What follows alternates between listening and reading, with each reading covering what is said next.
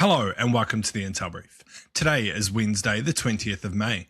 I am your host Daniel, and today we're going to talk about NATO planes have downed a suspected Ukrainian drone over Estonia. The US is going to reduce its troop levels in Europe to 2021 levels, says the Pentagon, and the US Senate has advanced measures to limit Trump's Iran war powers. So firstly, NATO confirmed on Tuesday that one of its F-16 jets from the Baltic Air Policing Mission based in Lithuania has shot down a drone over Estonian airspace.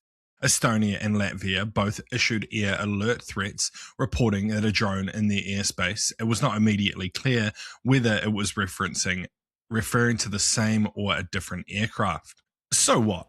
I think it's likely that the drone got lost on the way to its target or was possibly jammed by Russian EW capabilities, as is common with long-range drones. Yeah, essentially on its way to a Russian target. I think it's also likely that pro-Russian online commentators, I guess let's call them, in the West will use this as a narrative against Ukraine. They often do say that Ukraine poses a risk to NATO, like look at their drones accidentally landing in our territory, etc., etc. But I think that while there was a tiny bit of risk here, it was unintentional, and Ukraine was attempting to target Russia, almost certainly. So yeah, I think that's the crux of it. I don't think it's a big deal, even though I'm sure some people online will try and make it into a big deal.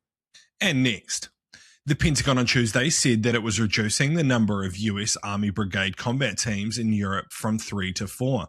The chief Pentagon spokesperson said in a statement that the US was reducing the number of its soldiers on the continent as a result of a comprehensive and multi-layered process focused on US posturing in Europe. A BCT consists of 4,000 to 4,700 personnel, according to a congressional report.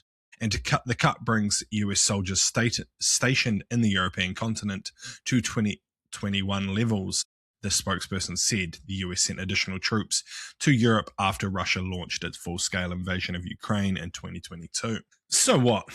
I think it's kind of funny that after all of this talk about pulling back out of Europe and letting Europe to defend itself, this is the key result, that it's just kind of returning to pre-2022 posturing, which is still pretty significant in Europe for the US. I think it's unlikely to pose a significant security issue to Europe. Essentially, the US isn't reducing its levels to a level where Russia might think that maybe a conflict with Europe would be a good idea. It almost certainly won't, especially with how they're performing in Ukraine.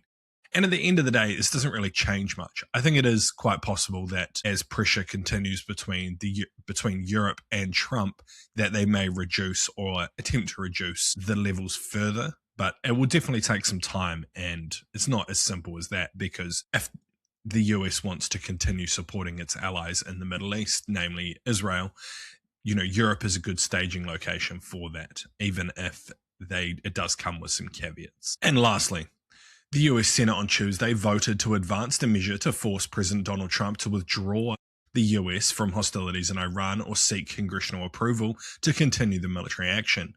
A procedural vote on the War Powers Resolution has been held seven times since Trump launched the conflict against Iran in late February, but the Democratic-led effort to get this passed through has been quashed by Republicans each time. This is the first time the legislation was advanced in the chamber, which means that there is now going to be a final vote on the resolution in the coming weeks. The vote on Tuesday is procedural and faces a lot of steep hurdles before going into effect. So what? I think this is pretty tough. And while it makes sense to not allow Trump to go to war with Iran just unilaterally, doing what he wants, restricting him at this point really destroys some ability to negotiate with Iran. Even statements and, things like this really damage that ability to negotiate. Even if it, basically saying the same thing again, sorry. Even if it isn't successful, it does make Iran's position stronger, basically giving them the option to just try and hold out until the US essentially votes Trump into a place where he can't actually do anything, and then Iran just wins by proxy. Ideally, they could stop this until the conflict is over and some form of negotiation does end it, so it doesn't completely destroy US hegemony even further. If you want to learn my position on this, I made a full video on it over on the HM Intelligence YouTube channel. Go check it out. But yeah, that's the end of the intel brief. I hope you like this new presentation style. I think it should be a lot smoother, a lot cleaner, and hopefully a lot better. So yeah, thank you very much. I'll see you next time. See you.